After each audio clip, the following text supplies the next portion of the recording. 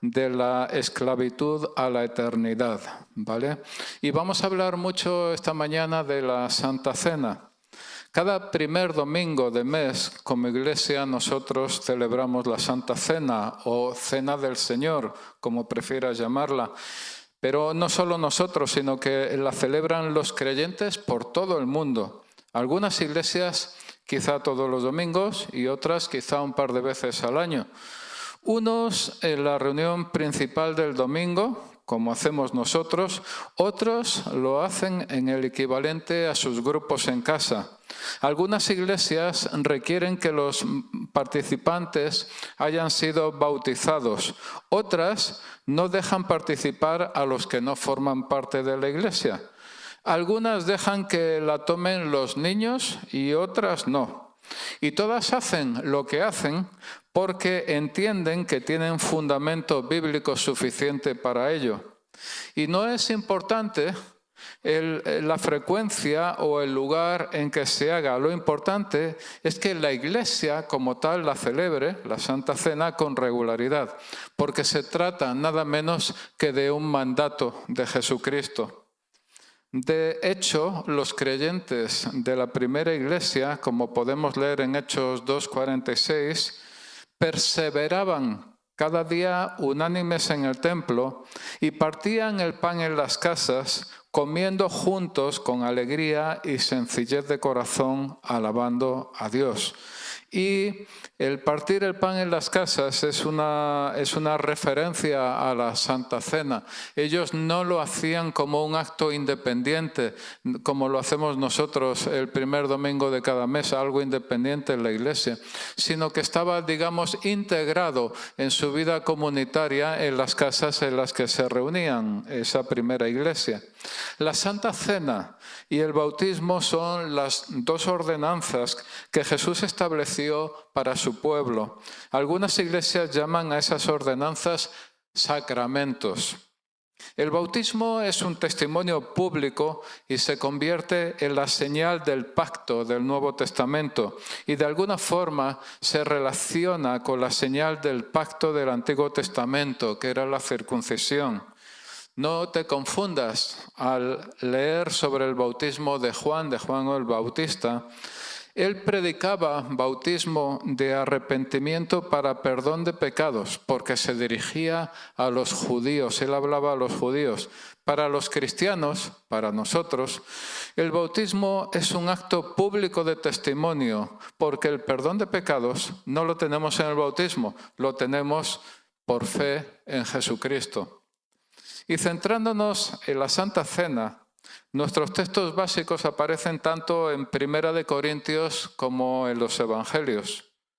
Leamos la porción más frecuente cuando participamos en la Santa Cena. Se encuentra en Primera de Corintios 11, del 23 al 30. Y habla el apóstol Pablo. Dice así: porque yo recibí del Señor lo mismo que os he enseñado, que el Señor Jesús, la noche en que fue entregado, tomó pan, y después de dar gracias lo partió y dijo: esto es mi cuerpo que es para vosotros, haced esto en memoria de mí. De la misma manera tomó también la copa después de haber cenado, diciendo: esta copa es el nuevo pacto en mi sangre, haced esto cuantas veces la bebáis en memoria de mí. Si tú tienes una Biblia de esas que marcan las palabras de Jesús en rojo, pues las palabras de Jesús en todo este pasaje son, en el versículo 24, esto es mi cuerpo que es para vosotros, haced esto en memoria de mí, y en el versículo 25, esta copa es el nuevo pacto en mi sangre, haced esto cuantas veces la bebáis en memoria de mí. Seguimos leyendo a partir del 26. Porque todas las veces que comáis este pan y bebáis esta copa, la muerte del Señor proclamáis hasta que Él venga. Hemos dicho que el título es de la esclavitud a la eternidad, ¿vale? La Santa Cena hasta que Él venga. Versículo 27. De manera que el que coma el pan o beba la copa del Señor indignamente será culpable del cuerpo y de la sangre del Señor.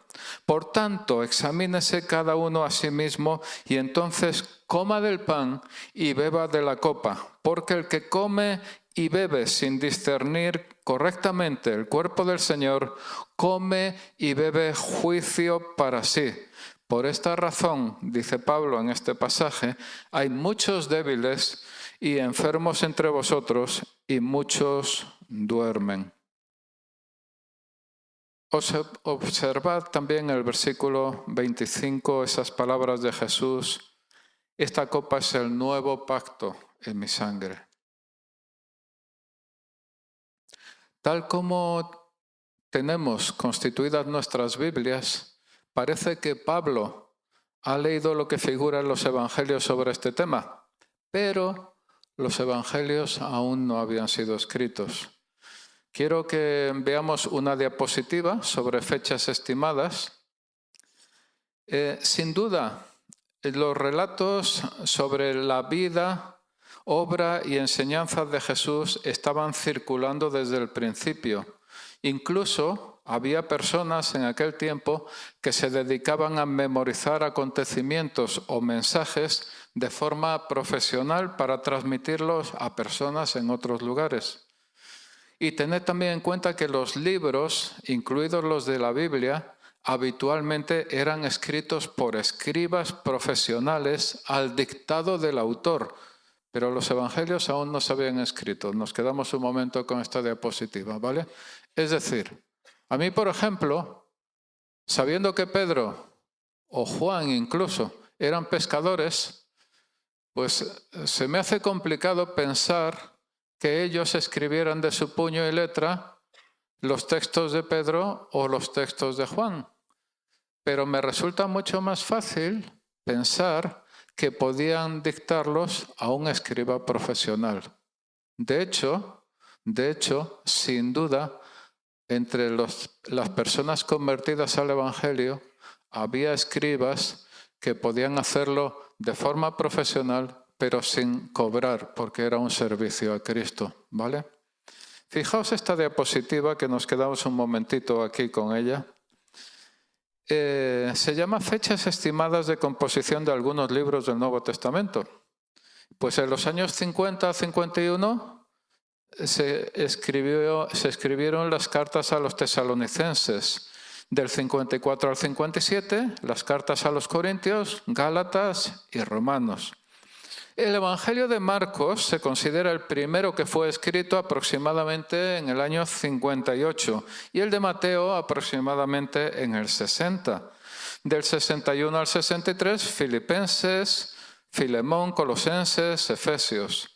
Y el Evangelio de Lucas aproximadamente en el 63. Del año 65 al 68, las cartas a Timoteo y Tito. Y el Evangelio de Juan aproximadamente el año 90.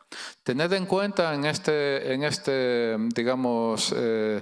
diapositiva que Jerusalén fue destruida por los romanos el año 70, ¿vale? El año 70. Luego estaba mucho del Nuevo Testamento escrito para el año 70. El Evangelio de Juan, con toda probabilidad, es posterior, ¿vale? Pero esto nos da una idea, pues en 1 Corintios, antes de escribir los evangelios, de ser escritos los evangelios, aparecen cosas como la Santa Cena, que estamos viendo hoy, aparecen cosas como los dones del Espíritu Santo. 1 Corintios capítulo 12 y 14, nosotros somos una iglesia que cree en el bautismo en Espíritu Santo y que cree en los dones del Espíritu Santo según se expresa en la palabra de Dios. Pues la parte característica, 1 Corintios 12 y 14, ¿vale? El 1 Corintios 13 es el capítulo característico sobre el amor. El amor todo lo puede. Eso está en 1 Corintios también, en el capítulo 13. Y en el capítulo 15 de 1 Corintios se habla de la resurrección de los muertos. Todo eso antes de escribir los evangelios, aunque sin duda había relatos, había escritos parciales, ¿vale? Pero es un poco para hacernos una idea de por dónde nos movemos, ¿no? Mateo y Marcos sitúan la última cena a continuación del momento en que una mujer derrama sobre la cabeza de Jesús el contenido de un frasco de perfume muy costoso. A continuación citan la traición de Judas, destacando el precio que le habían ofrecido por entregar a Jesús 30 piezas de plata. Lucas, en cambio, lo sitúa a continuación de una exhortación de Jesús a los discípulos para animarlos a estar alerta y velar, y la traición de Judas a continuación. Pero el texto de Pablo que hemos leído en 1 Corintios no nos indica la fecha en la que se llevó a cabo esta Santa Cena, algo que sí encontramos en Lucas 22 del 7 al 16, que lo vamos a leer. Llegó el día de la fiesta de los panes sin levadura, en que debía sacrificarse el cordero de la Pascua. Entonces Jesús envió a Pedro y a Juan diciendo: «Id y preparad la Pascua para nosotros, para que la comamos». Ellos le dijeron: «¿Dónde deseas que la preparemos?». Y él les respondió: «He aquí, al entrar en la ciudad os saldrá al encuentro un hombre que lleva un cántaro de agua». Los comentaristas dicen que los cántaros de agua los llevaban normalmente las mujeres, los hombres llevaban odres con el agua, ¿vale? Seguidle a la casa donde entre y diréis al dueño de la casa: el maestro te dice, ¿dónde está la habitación en la cual pueda comer la Pascua con mis discípulos?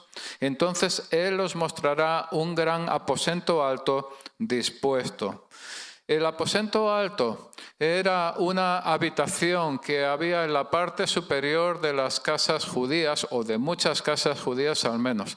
Pensad que una de las cosas características de esas viviendas es que tenían el techo plano. Como tenían el techo plano, podía haber el tejado plano. Como tenían el tejado plano, podía haber una habitación arriba, que habitualmente era más fresca y que se usaba pues podría usarse, por ejemplo, para comidas familiares, como aquí la cena del Señor. Pero recordad también que un aposento alto, es decir, una habitación de arriba de una casa, de una vivienda, fue el lugar donde el Espíritu Santo decidió venir en forma de lenguas de fuego sobre los discípulos. Hablaban de 120, por lo tanto la casa debía ser de cierto tamaño, ¿vale?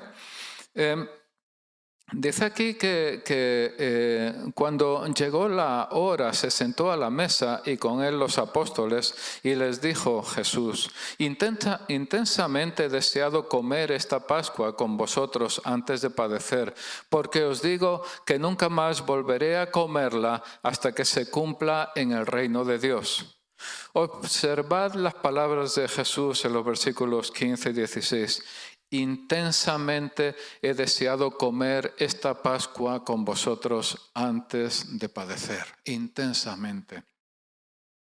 Pensad en la profundidad de las emociones de Jesús en esos momentos. La carga emocional extraordinaria que está experimentando. No solo se trataba de comer la Pascua, sino de hacerlo con aquellos más próximos a él, sus discípulos.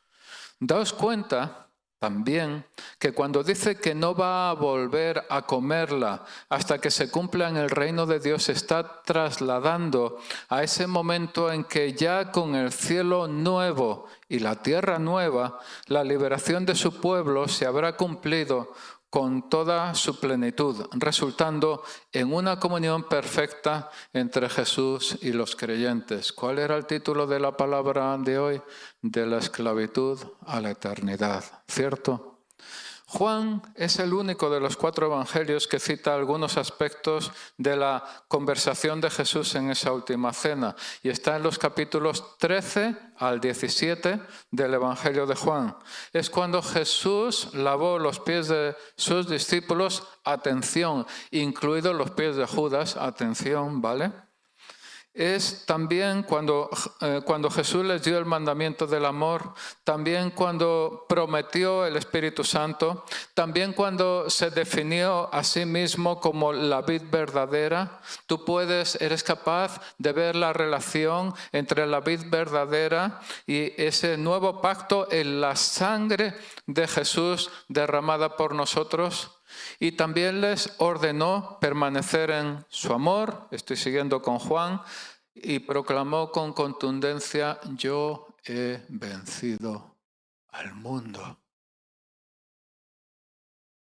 En esa cena, en esa última cena, cuando se dicen, al final es cuando se dicen las cosas que ya no pueden esperar.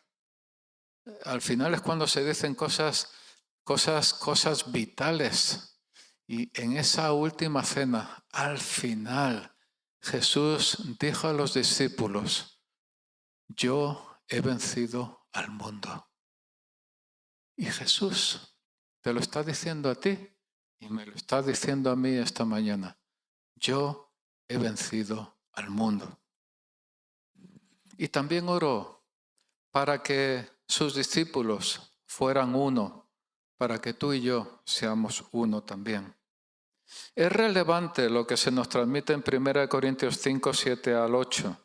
Limpiad la levadura vieja para que seáis masa nueva, así como lo sois, sin levadura, porque aún Cristo, nuestra Pascua, ha sido sacrificado. Por tanto, celebremos la fiesta no con la levadura vieja, ni con la levadura de malicia y maldad, sino con panes sin levadura, de sinceridad y de verdad. La vieja levadura que debemos limpiar y de la que debemos ser limpiados son formas defectuosas de pensar y de actuar, pecados sostenidos y con frecuencia recurrentes que nos impiden acercarnos a Dios. ¿Verdad? ¿Cuánto hay que guardarse? ¿Cuánto hay que guardarse? ¿Cuántos asesinatos y adulterios has visto esta semana? Si ves la tele, has visto unos cuantos asesinatos y adulterios y mentiras y yo que sé cuántas cosas esta semana. Y no lo parece, pero acaba uno acostumbrándose y considerándolo normal. Cristo, nuestra Pascua, ha sido sacrificado. Y sabemos que esa última cena se celebró el día de la fiesta de los panes sin levadura, en el que debía sacrificarse el Cordero de la Pascua. Leamos ahora respecto a la institución de la Pascua. Y vamos al libro de Éxodo, ¿vale? De la esclavitud a la eternidad. Éxodo 12, del 1 al 14. Y el Señor, recordad que es Jehová o Yahvé, el Señor cumple bien nuestras expectativas, ¿vale? Pero recordad eso. Y el Señor habló a Moisés y a Aarón en la tierra de Egipto diciendo: este mes, que es marzo o abril, será para vosotros el principio de los meses. Será el primer mes del año para vosotros. Hablad a toda la congregación de Israel diciendo: el día 10 de este mes, cada uno tomará para sí un cordero, según sus casas paternas, un cordero para cada casa. Mas si la casa es muy pequeña para un cordero, entonces él y el vecino más cercano a su casa tomarán uno según el número de personas, conforme a lo que cada persona coma, dividiréis el cordero. El cordero será un macho sin defecto, de 1 año. Lo apartaréis de entre las ovejas o de entre las cabras, y lo guardaréis hasta el día 14 del mismo mes. Entonces toda la asamblea de la congregación de Israel lo matará al anochecer, y tomarán parte de la sangre y la pondrán en los 2 postes y en el dintel de las casas donde lo coman. Y comerán la carne esa misma noche asada al fuego, y la comerán con pan sin levadura y con hierbas amargas.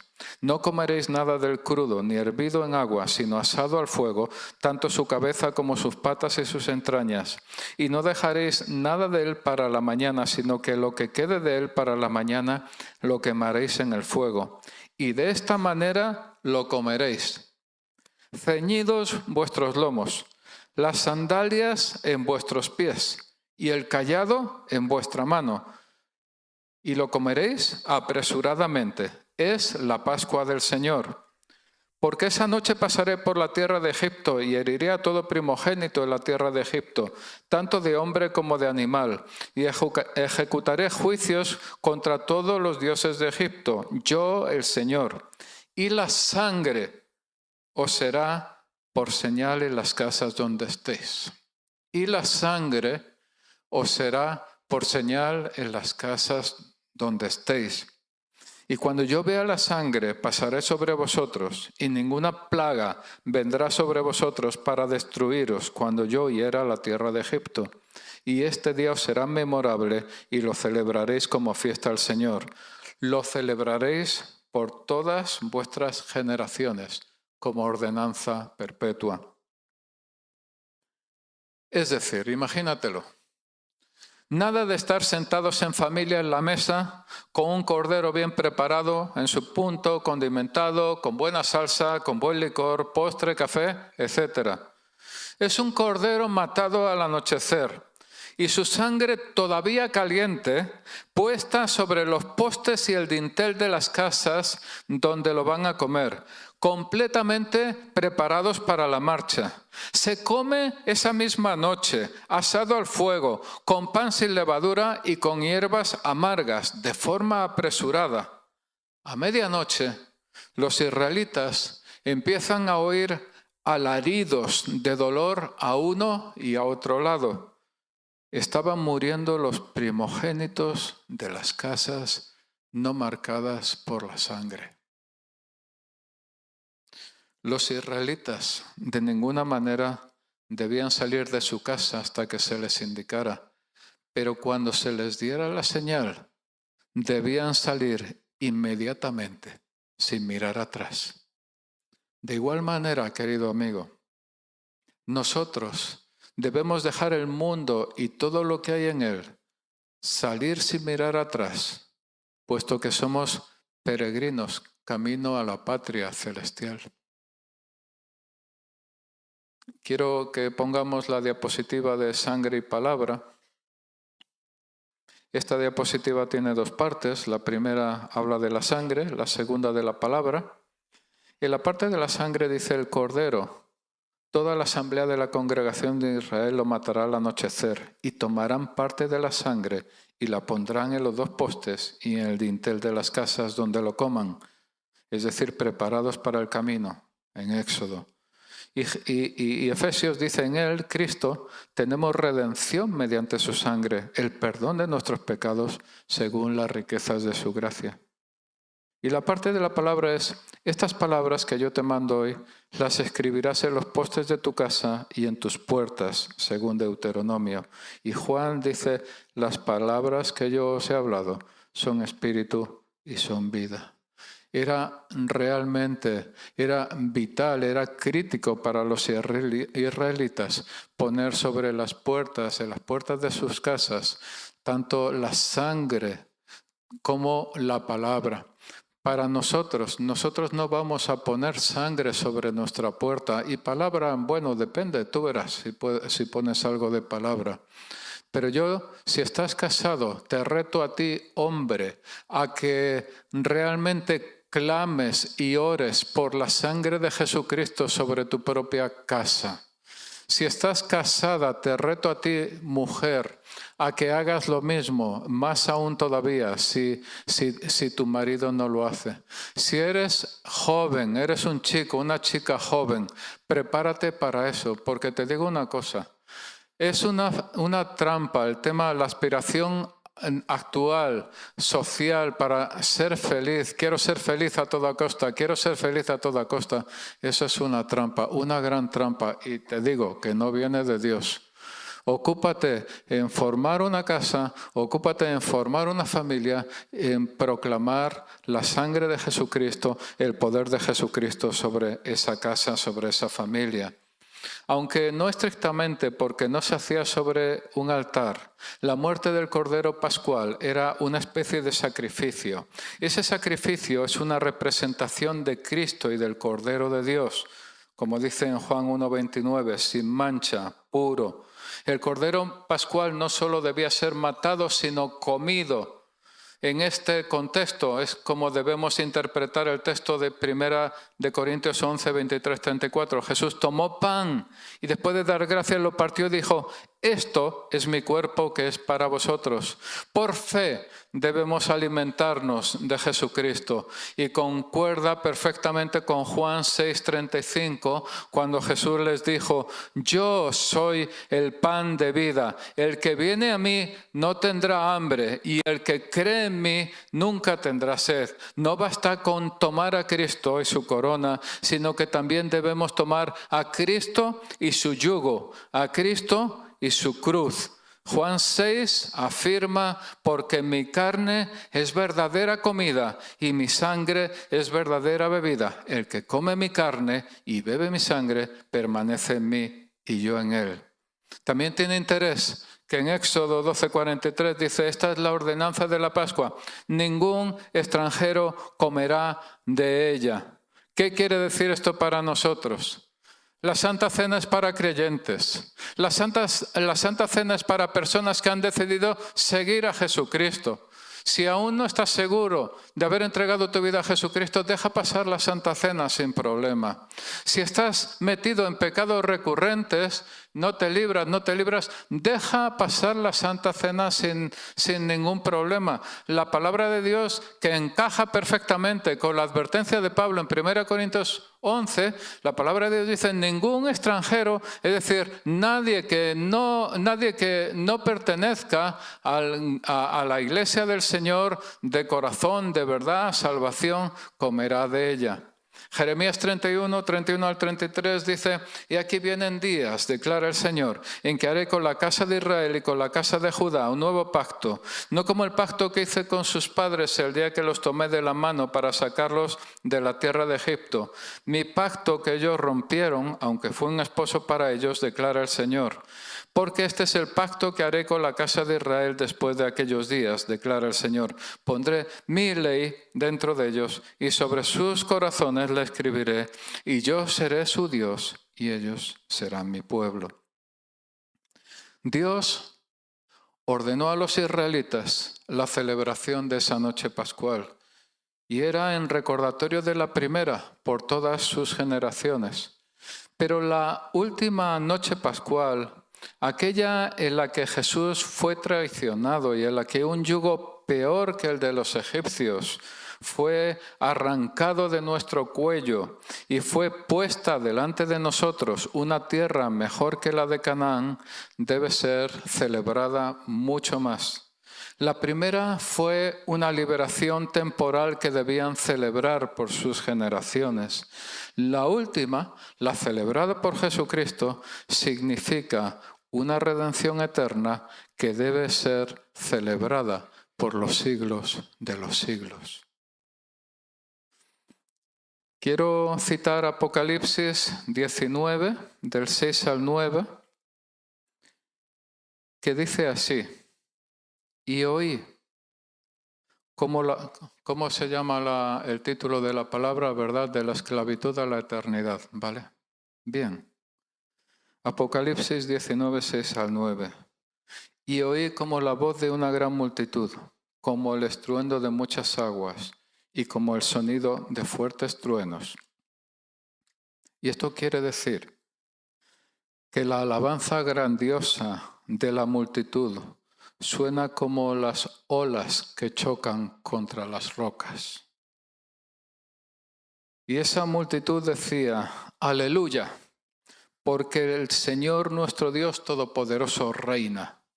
Regocijémonos y alegrémonos y démosle a Él la gloria, porque las bodas del Cordero han llegado y su esposa se ha preparado. Y a ella le fue concedido vestirse de lino fino, resplandeciente y limpio, porque las acciones justas de los santos son el lino fino. Y el ángel me dijo: escribe, bienaventurados los que están invitados a la cena de las bodas del Cordero. Y me dijo: estas son palabras verdaderas de Dios. Las acciones justas de los santos que aparecen citadas en este versículo 8, no se trata de la justicia de Cristo que fue imputada a los creyentes para su salvación, sino los resultados prácticos de esa justicia en la vida de los creyentes, es decir, la manifestación exterior de la virtud interior. Los creyentes, los que hemos entregado nuestra vida a Jesucristo como Señor y Salvador, no hay duda sobre si vamos a ir al cielo o al infierno, a la presencia de Dios o a otra parte. No hay duda, porque la palabra lo deja claramente escrito. La cuestión está que un creyente que acepta a Jesucristo y se echa a dormir, eso tampoco es válido para el reino de Dios. Porque hay un juicio, aquí está hablando, las acciones justas de los santos son el lino fino. Hay un juicio para los creyentes, según lo que nosotros hayamos hecho o dejado de hacer en nuestra propia vida. Y para los creyentes no nos jugamos la salvación porque es por mérito de Jesucristo, pero echarnos a dormir es un problema, ¿vale? La boda, esas bodas del Cordero, expresa la intimidad, el amor y gozo entre Cristo y su pueblo. La Iglesia fue desposada con Cristo por elección soberana de Dios en el pasado eterno y le será presentada en el arrebatamiento.